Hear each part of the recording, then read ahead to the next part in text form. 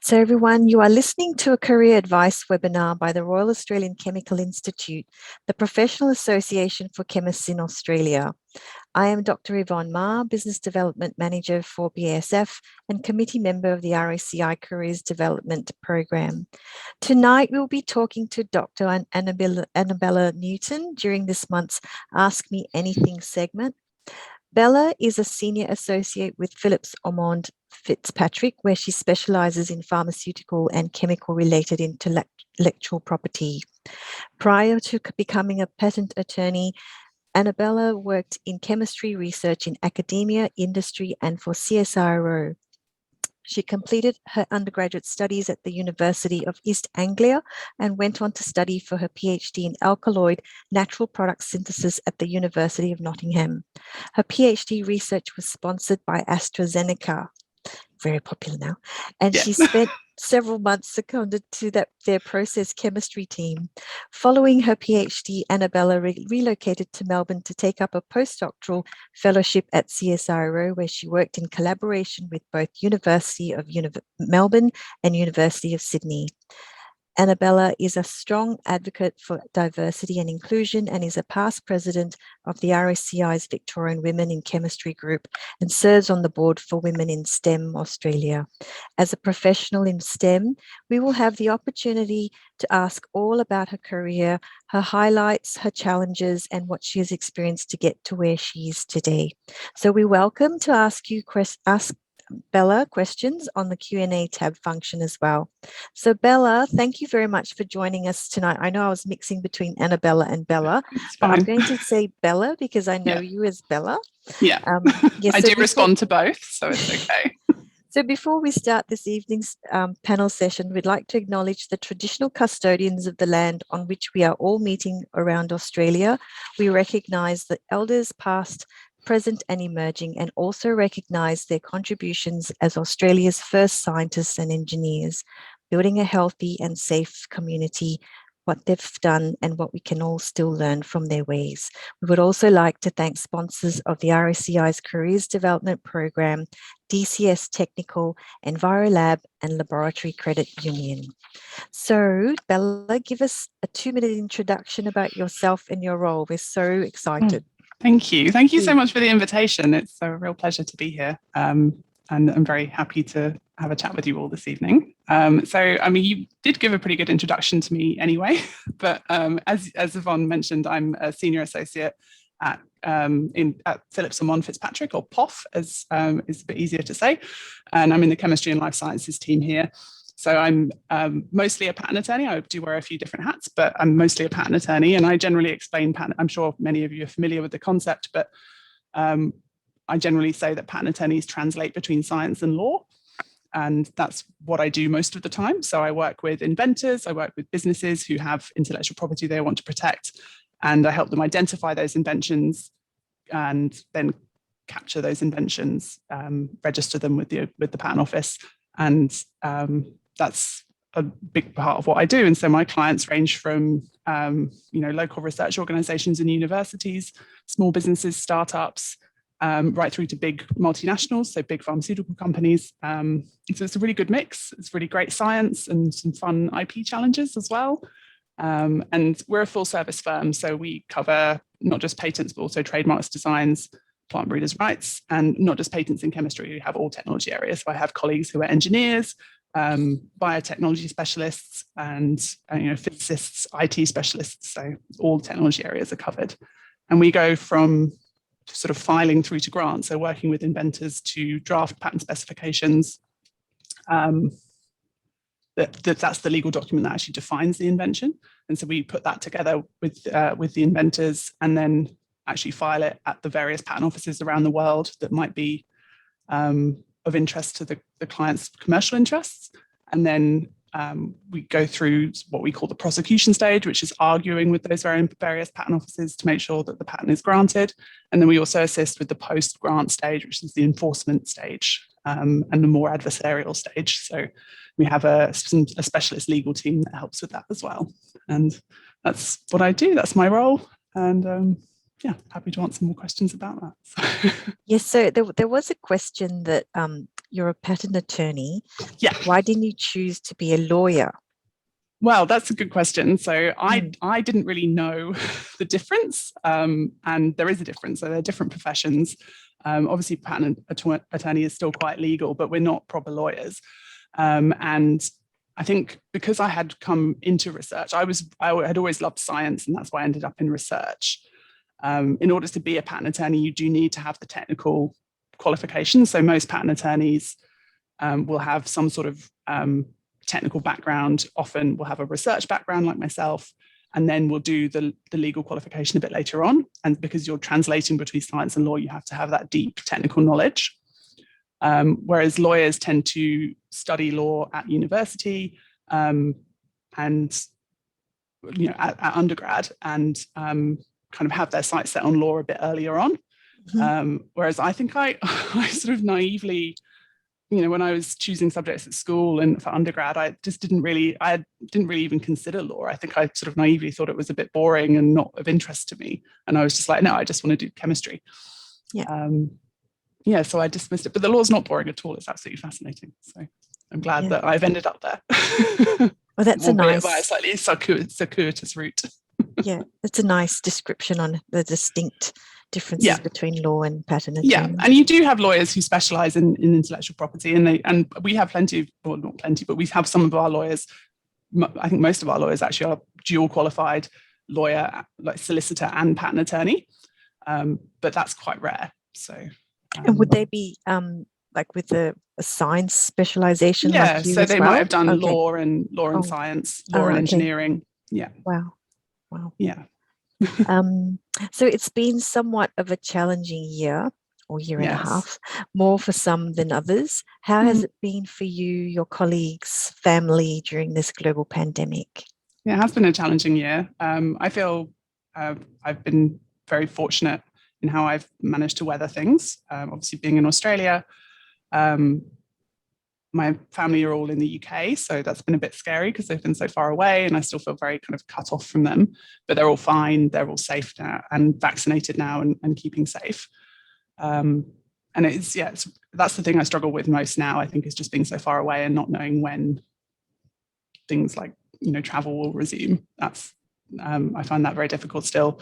As a firm, for my colleagues, I think it's certainly, obviously, lockdown's not without their challenges. I've really feel for everyone going through the homeschooling challenges right now.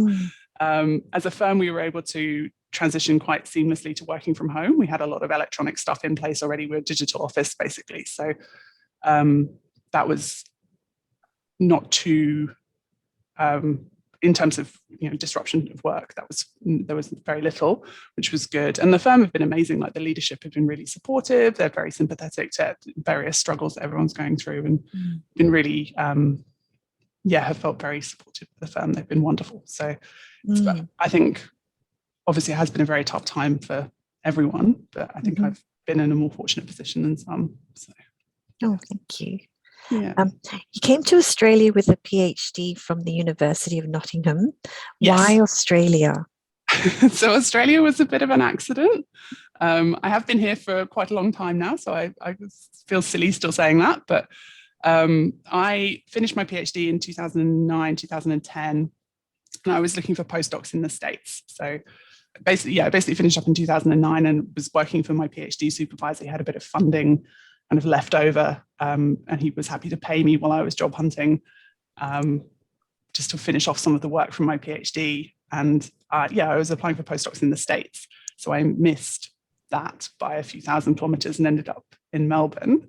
And that happened because there was a job advertised at the CSIRO, which was an organisation that I had never heard of at the time.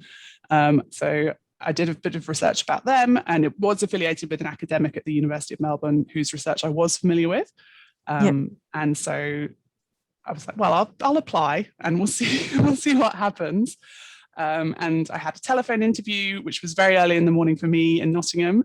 And there were 5 people on the end of the phone. And this was sort of before Skype was easy, I guess. And well, it's not even Skype anymore, but certainly before Zoom. And I didn't think the interview had gone very well. So I was not optimistic. And then like a week later, I got an email saying that they were going to offer me the job.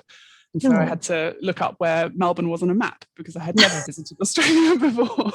That's hilarious. Yeah. And so that was, it was initially a 2-year contract. Within about 6 weeks of arriving, I got the job offer in March of 2010. I had arrived by the end of July 2010. And within about 6 weeks, I was like, Melbourne's amazing. I never want to leave. I just completely fell in love with Melbourne. So yeah, and I'm still here. Well, we love you here. Thank you. Next question was, what do you wish you had known when starting out on your career?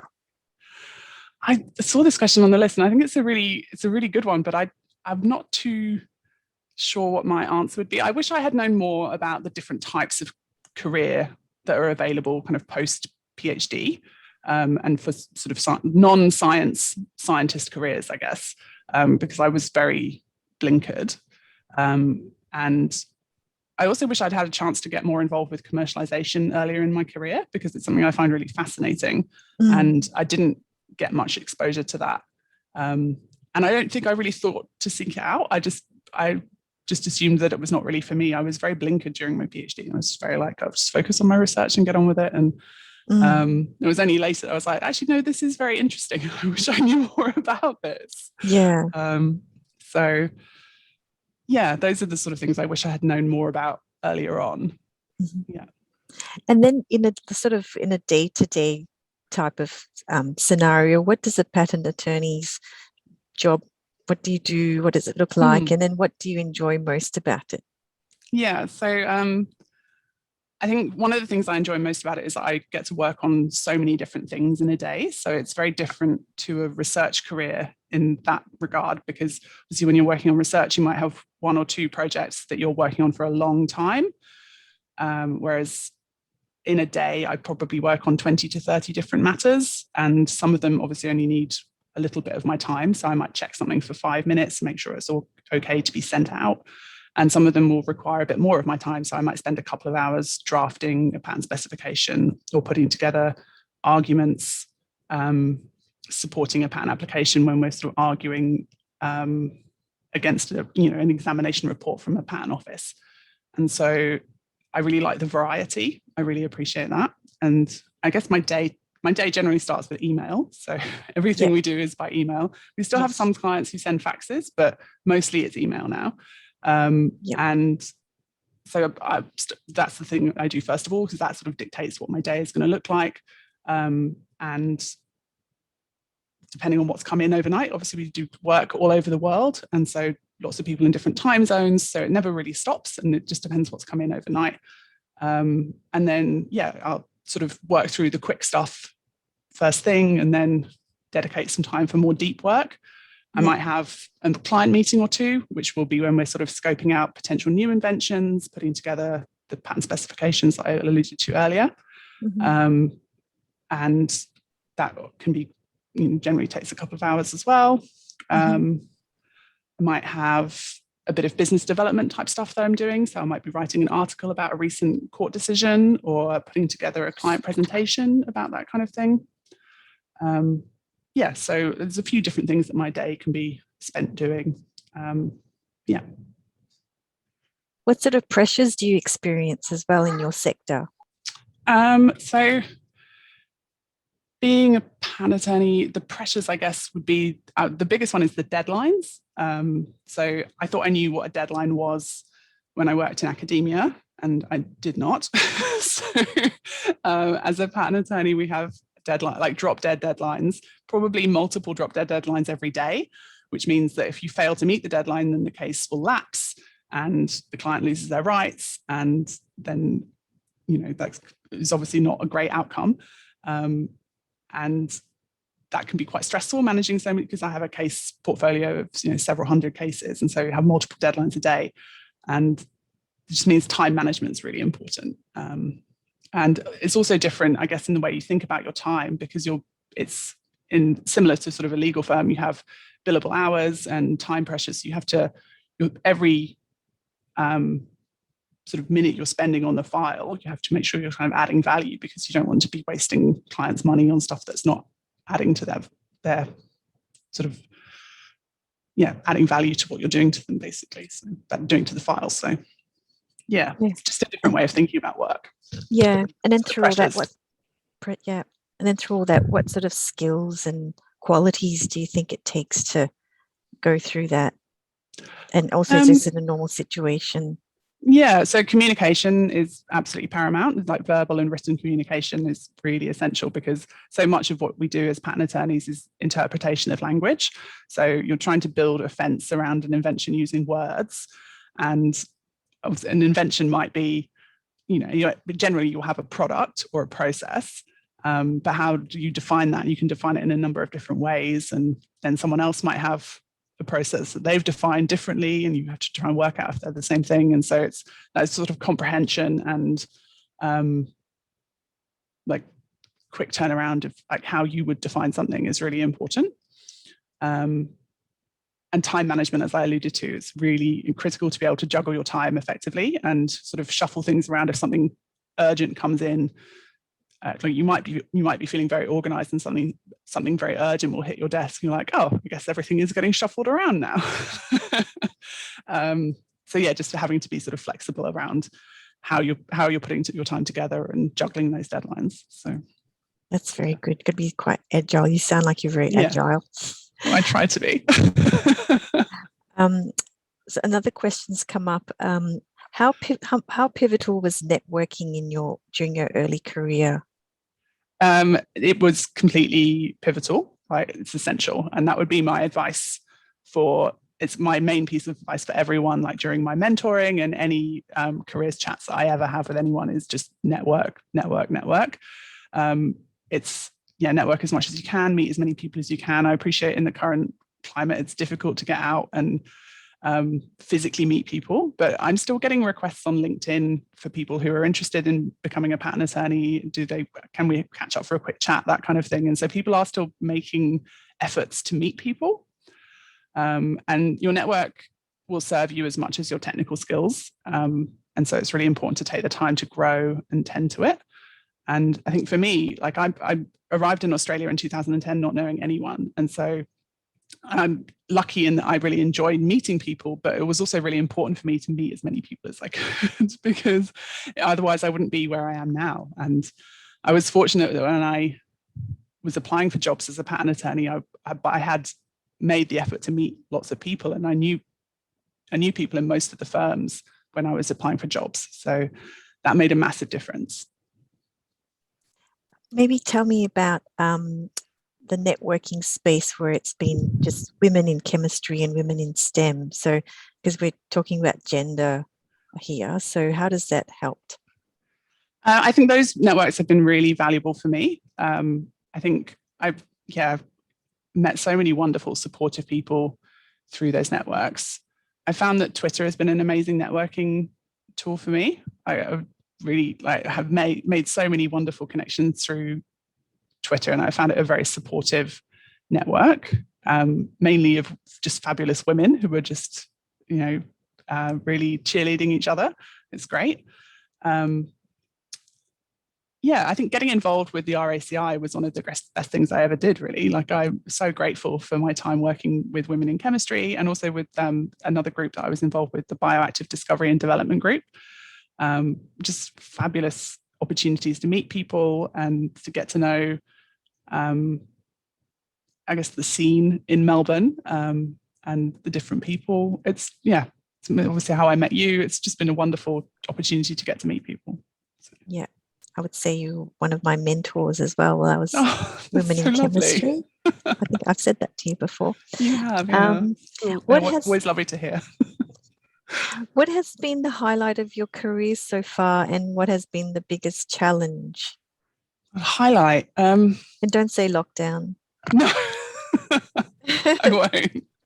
I think, the highlight, this is going to sound so cheesy, but when I think about the things that I've enjoyed most about my career, it's the people that I've met. I've just forged such wonderful friendships and relationships through my career. And I have had some wonderful successes in my career. Like, obviously, getting my PhD was a wonderful thing. Getting the job at POF was wonderful. Getting the job to move to Australia was wonderful.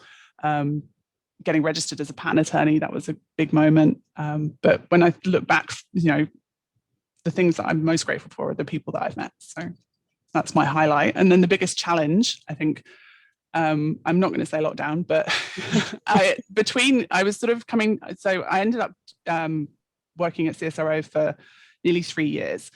And as I alluded to earlier, my first contract was 2 years. And when that first contract was coming to an end, there were a few months there where I didn't have anything lined up. And I knew I wanted to stay in Australia. And so that period of job hunting and like potential looming unemployment was very stressful. And also because my legal right to be in the country, my visa was also tied up with my job. That was really scary because I knew I wanted to stay and I might not be able to. I knew I wanted to stay working at the organization at the time. And I might not be able to. And so, it was really hard, that job hunting period. And I had something similar at the end of my PhD, but I'd felt a lot more supported by my supervisor at the time. And CSRO were fantastically supportive as well, but it was just, it was very stressful and not fun. So if anyone's going through that at the moment, my heart goes out to you because it is a very tough time. And I was lucky in that because of my network, because I met a lot of people and I was able to, and I had a very supportive network. People knew that I was job hunting. And so when an opportunity arose, they said, oh, Bella might be good for that. And then that's how I ended up getting the second contract at CSRO. It's very good. And then also your resilience and your courage is very high too. Yeah. Thank you. And what's the best way to handle rejection or difficult situations that you may find yourself during job searching? It's not easy. I think I try and look at those sort of moments of rejection and try and reframe them as learning experiences where I can. And so take from them the good that you've done, take that forward and continue doing the good stuff that you're doing, and then maybe see what didn't go so well and see where you can improve. Obviously every job application you do, every interview you do, they're all learning experiences. And so I would always try and frame it in my head that even if it didn't result in a job, I'd always learn something from it. And I'm also lucky because I have a very supportive network of family and colleagues and friends who are there to sort of pick me up if I'm feeling too blue. So I think having that combination has been how I've managed to keep that resilience, I suppose. Yeah. Thank you. As an established professional in STEM, what drives you to give your time to mentoring and to organisations like the RACI? Well, obviously there's the amazing networking the RACI has offered. With the mentoring specifically, I think it's important to give back. So people have been so generous with me, especially when I was early in my career, and I really wanted to pay that forward. And I also find that mentoring is an amazing learning experience for me. So for me, it's very much a two-way conversation. It's not, just my mentee is learning from me, and that's all there is. I don't get anything from it. I have always learned so much from mentoring. Like I get to improve my coaching skills, my listening skills, my managing skills. And it's also a really good opportunity to reflect on your career journey. So when I'm having conversations about sort of, I guess, those touch points in your career, it gives me the opportunity to sort of go back and you notice people who were supporting you along the way. And I've found that very enlightening and a great opportunity to notice the people I should have been more grateful for perhaps at the time. Those cheerleaders and supporters, people who are championing me. So there's a question that's come through Q&A, and it's thanks, Bella. Great to hear about your experience. Did you have to financially support yourself while studying to be a patent attorney? And how was that learning experience coming from pure science background? So I didn't have to financially support myself because I got a job early on in my kind of legal training. And so different people have different experiences with this. And so I had done 1 day of legal lectures. So when you're, as I did, coming from a pure science background, I'd never studied law a day in my life. And then you have to complete a number of legal subjects in order to register as a patent attorney in Australia. And one of those subjects is a one-day course. So I went and did the one-day course just to make sure I could actually sit through legal lectures. And then the rest of it is sort of bundled up as a master's of intellectual property law. And so some people will start the masters and self-fund themselves until they get a job as a trainee. I got a job. I was lucky enough to get a job as a trainee quite early on, and so the firm paid for my masters, which meant that I didn't have to. I was not self-funded. But we've had trainees at POF who had completed all of their subjects before we hired them, and we've also taken people like myself who hadn't had any of the subjects. So it's a mix. Yeah, it's very good to have that. Say sponsorship, you would say. It's very, I felt very lucky, and it does mean that if you were to leave, and it's very common in all the firms, if you were to leave the firm within say 2 years, they would ask you to pay back the cost of the subjects, especially if you were leaving to go to a rival firm, for example. Then you'd probably negotiate for your new firm to pay off your subjects. As you're now a senior associate, so you've been promoted several times. What's that been like? And also in terms of diversity, what's that been like in your area? Yeah, so it's always lovely to be promoted. It's lovely that the firm recognize my contribution, and it is lovely. So I've been with the firm for 8.5 years now. The patent attorney profession generally is not great on diversity. It's gender diversity. I think we're about 70-30 split overall. We don't actually have great data on that. I've been doing some work on the diversity inclusion side of things for the Institute of Patent and Trademark Attorneys in Australia. And so we're hoping to get better data on that. And I think because we've kind of that sort of traditional law firm structure, but also a recruiting pool of science, which a lot of science disciplines don't have great gender diversity. So I think that's a factor. The firm that I'm with now are they're putting in a lot of structures to improve the diversity and inclusion at the firm, which is good to see. And in terms of our recent hires and promotions, it's been really good certainly on gender diversity, I think, and we're trying to get better on other aspects of diversity as well. But the partnership is still very male dominated. So, but that's been recognised that we need to put in place structures to help, and promote people who can then hopefully address that. So it's nice that you're in the senior position. So you're like a role model, a female role model in that level for the organisation, and for the younger generations. It's good. It's just, it's been a wonderful journey, my time at POF. It's a really great experience. And as I say, it's lovely that they recognise my contributions and want me to stick around. So. In terms of now that we are quite restricted with travel, and then there's the use of technology, what's your outlook in terms of how we're all going to communicate and meet, and especially in the whole networking? What do you think?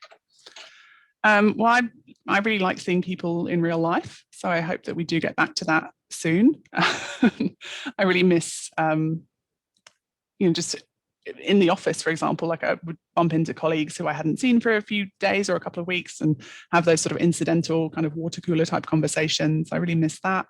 And then, the networking, you can do networking online, but I'm, with the breakout rooms and that kind of thing, but I'm just not great at it. And I look forward to getting back to real life networking. I think there's some wonderful things about the online aspects. Obviously, we can involve people from lots of different locations, which is amazing. I think it's opened up a lot of possibilities in that regard. And the accessibility is amazing. I think that's wonderful. So I hope that as we move forward, we don't lose the hybrid events. I think it's really good to be able to offer that And certainly when we had that kind of brief period of respite from COVID earlier this year, we started we have sort of seminars at POF for client kind of get-togethers, and we started doing those in person again, but we're still with that kind of hybrid online element as well. And hopefully we do more of that. Yeah. In terms of the size of the patent attorney base in Australia, would you know what size that is? I do, yeah. I just read some stats on this. So there's about 1,572 patent attorneys registered in Australia at the moment. Wow. Yeah. So it's not a huge profession. There's not a huge number of us, which is actually lovely because you do get to meet you get to meet other patent attorneys.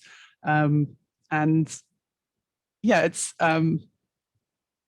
good. I think that there's not too many of us, but there's enough of us that there's plenty of choice for clients, and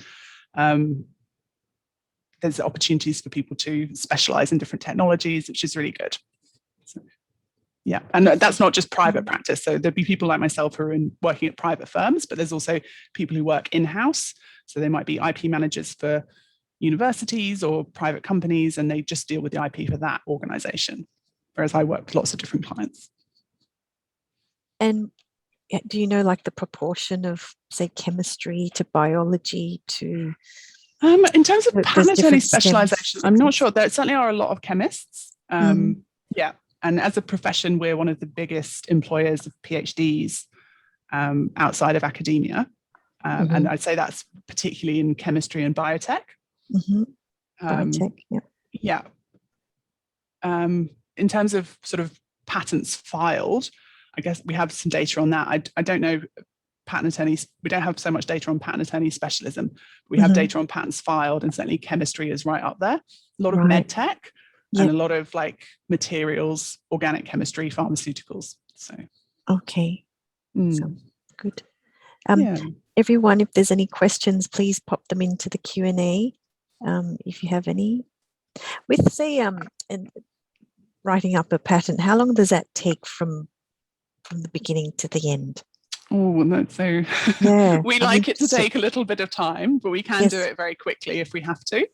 So it's not uncommon that a university IP manager will come to us and say, oh, we've just realized that this paper will publish tomorrow or in 3 days, and we'd like to file a patent on the technology. Can you help us? In which case that means one of us is pulling an all-nighter, which is not ideal. It means the patent probably wouldn't be as well drafted as we would like, but we can do it that quickly if we absolutely have to. Ideally, we'd have a bit more time. We like to turn them around in a couple of weeks or maybe even longer. Like it depends on the technology really, because sometimes it might still be in development. It might be ready to go straight away, and so it's just about working with the patent attorney. We generally start with the claims first, which is the bit at the end of the patent specification, which actually defines the invention.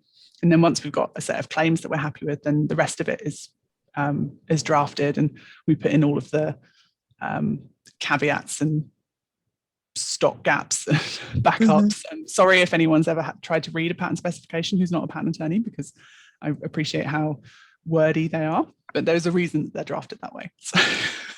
And that's what I was when you said very wordy, because I thought that I was thinking it's a lot of reading, and it's kind of a new language in itself. Absolutely.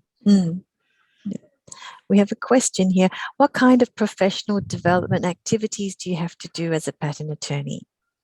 So I'm a registered trans-Tasman patent attorney, which means I'm Australia and New Zealand and Papua New Guinea, and I'm also a registered trademarks attorney. And so as part of my registration requirements, I'm required to do, I think it's 15 hours of professional development every year. And that means I can attend seminars, I can write seminars, I can do private study, write articles. It's generally keeping up with case law, because so much of the kind of more recent case law is how we understand what's relevant to current practice in Australia and New Zealand. And so that's how I spend most of my CPD is just putting together, like attending case updates or putting together case reports for that kind of thing. So yeah, it's a lot of reading, a lot of case law. It's mostly the CPD that we do. Yeah. But there's also one of the important components is an ethics point. So we always have a couple of ethics updates every year. I'm actually on the education committee for the institute, and so it's quite interesting seeing the programming that goes into the education component for the institute, because they put together webinars every couple of weeks. And yeah, really interesting working with the different firms and seeing what we can get together for the institute. Is that the Education Institute for Industry or for universities? For patent attorneys. So it's the Institute of Patent and Trademark Attorneys. Okay. Oh, yeah. So they've got their own education committee. Yeah. Oh, interesting. Also, you mentioned you've got a sort of a specific region: Australia, New Zealand, Papua New Guinea. And sorry if I missed. Is it just those? When you write up the patent, does it mean it's only for those areas, or can you write them up for other countries? So it will go, depending on what the client wants, it will go into other countries, but we would then we have a network of associates in other countries. And so if we wanted to file in Europe, for example, I'd be working with a European attorney who would be able to file it at the European Patent Office. And similarly in the US, we have a network of US associates who would be able to file for us at the US PTO, Patent and Trademark Office. And so we have a network all over the world. And it's one of the things I really love about my job is how global it is. So we work all over the world, and we're a hub country for a couple of large corporations who use us as a hub country for Southeast Asia. So we coordinate all of their filings and the prosecution of their patents in all of the Southeast Asian countries, which is great, because then we're dealing with all of these associates in all of these different countries in Southeast Asia, which is fabulous.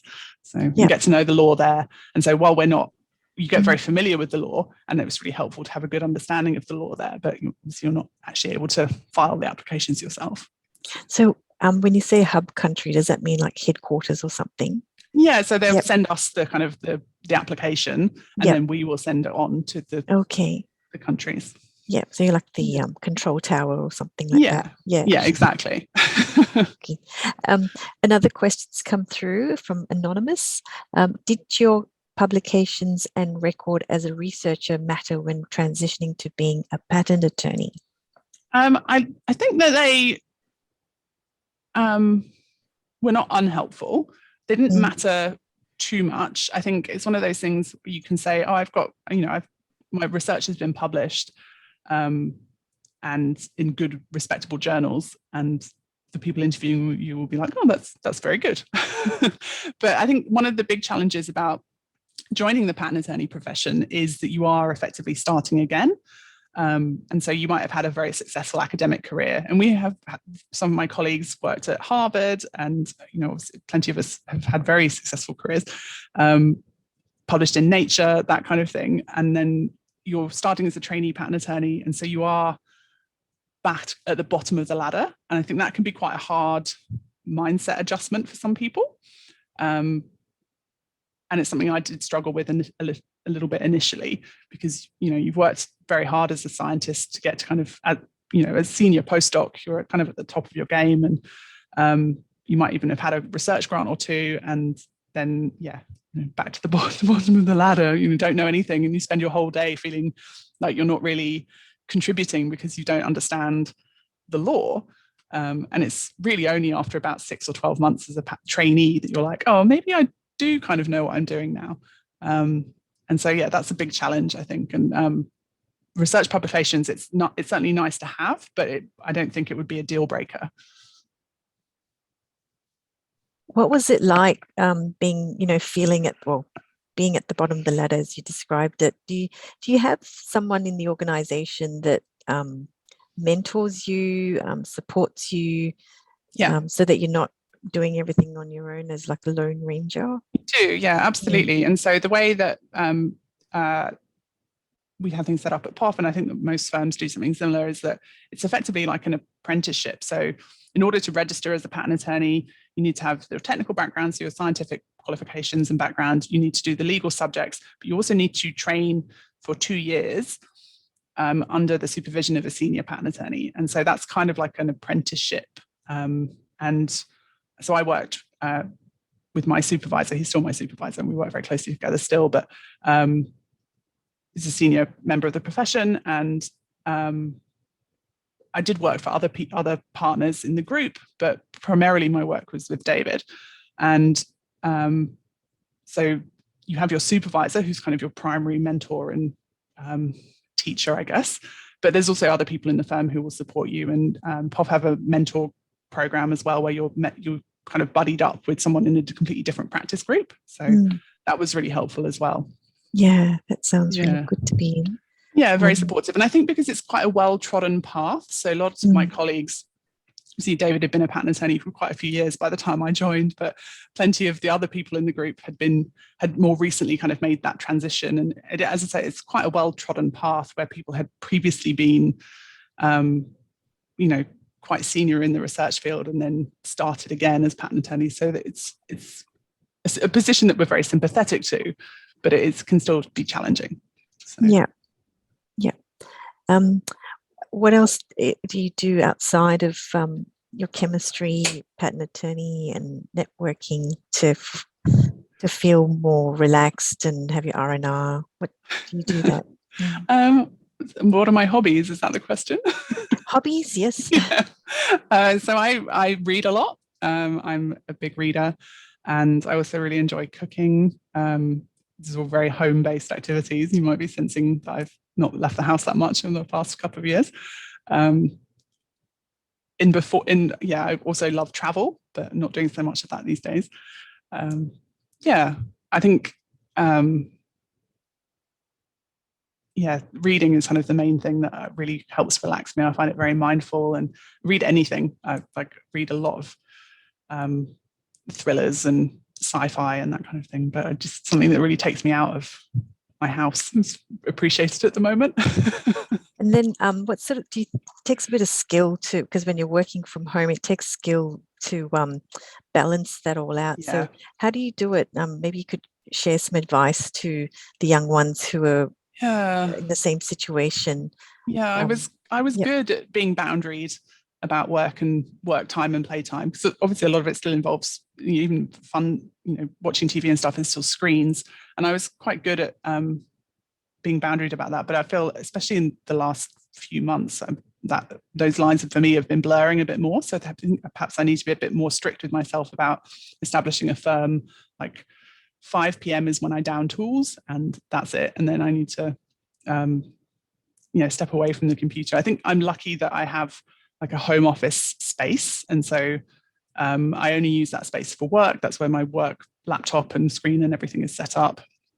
And when I'm not in that space, then it still feels like my house is my house.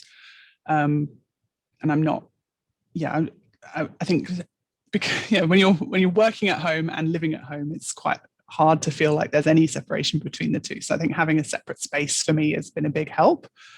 Something else I did a few months ago, which I really appreciated, and this might not be relevant to everyone, it's just for those of you who have email on your phone, especially work email on your phone, put it in a separate app and then hide that app from yourself, like on a different page, deep in a folder, so that your work email doesn't arrive, uninvited on the weekend or late in the evening.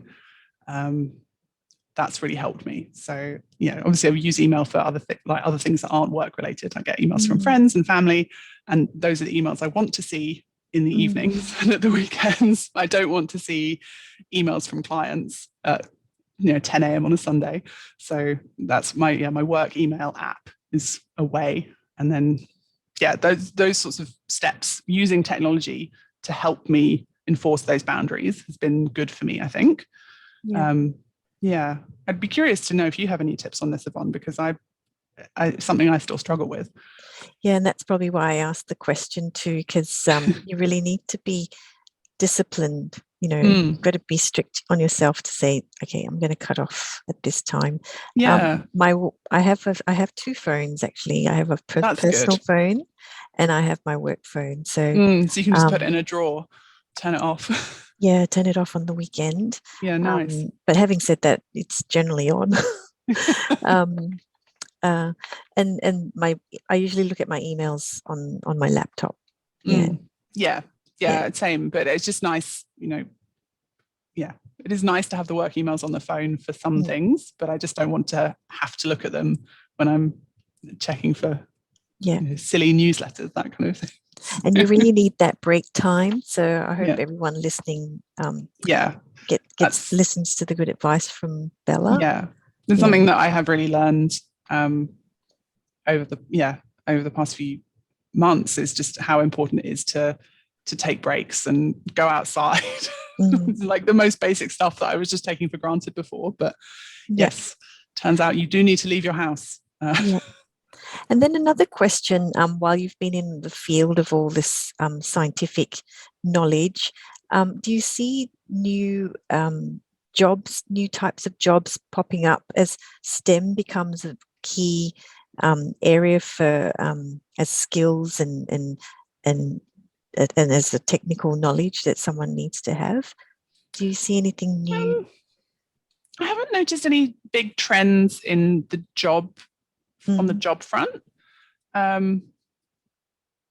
Yeah, that's a good question. I haven't seen too much. It's something I will keep an eye out for. I think I'm seeing sort of big shifts in technology, certainly like how the patents that are filed, that kind of thing.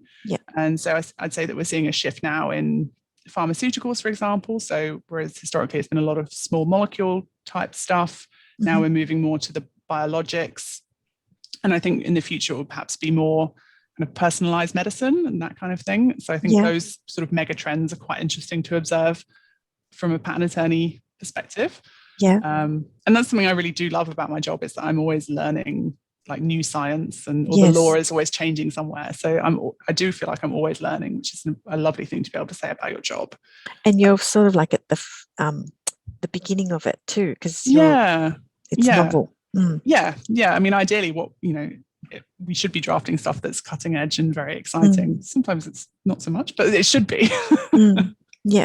But that can be a fun challenge as well when you've got something that perhaps is a little bit close to what's already out there, and it's about carving a path in a crowded field. That can be a fun challenge too. So there's a lot of problem solving and lateral thinking, I guess, in the job. Yes. So we spoke a bit on the biotech med sort of area. How about other areas? Other kind of mega trends in different jobs. I mean, certainly there's been a big med tech boom globally, but certainly in Australia, that seems to be a really like growing field. And so that's there's a lot of engineering and kind of precision medicine stuff going on that front as well. And there's some very cool like biomedical, biomechanical stuff. And then what else is happening? I wonder whether we have any engineers in our audience tonight. I'm not so sure. I mean, on the chemical engineering side of things, there's a lot. There's some interesting stuff happening in the mining space. Always interesting stuff happening in the mining space, and the like very cool processing technologies.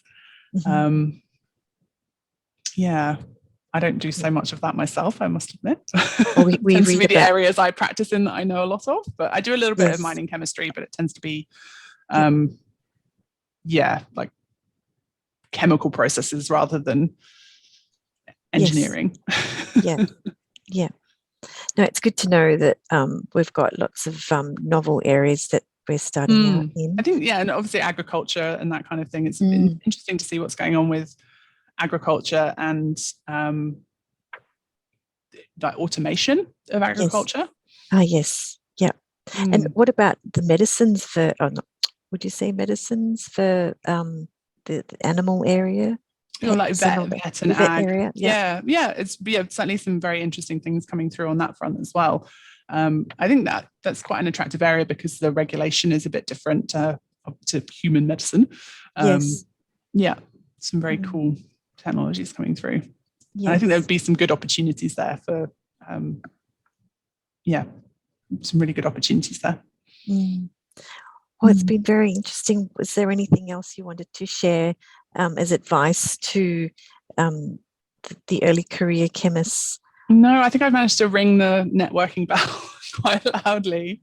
I think just sort of underline that for people who are interested in patent attorney careers or any type of any type of career, it's worth doing your research and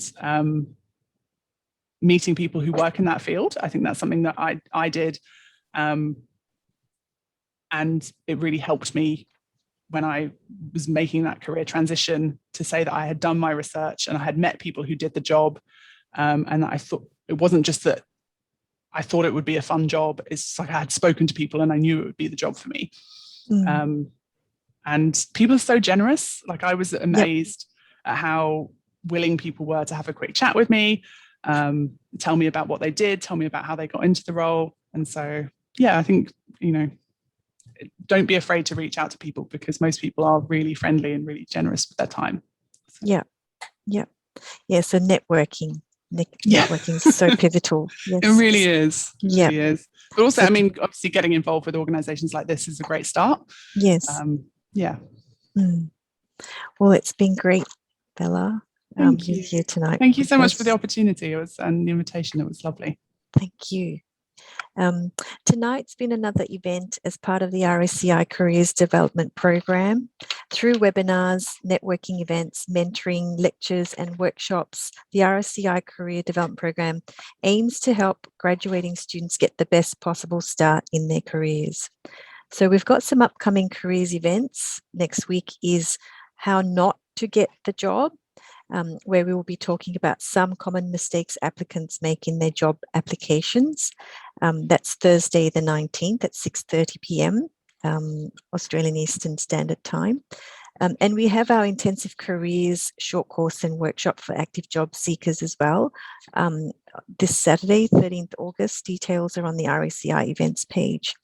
The recording of this event will be uploaded to the RACI Careers Development YouTube channel over the next few days, as well as to our careers website, www.dcstechnical.com.au/careers. In the meantime, please join me in thanking Bella for taking the time to be here tonight and sharing her journey as a chemist and into the patent attorney, and now a senior executive in the firm. Thank you, Bella. Well, thank you so much, Yvonne, and thank you, RACI and the sponsors. Good night, everyone. Good night, everyone. Good night.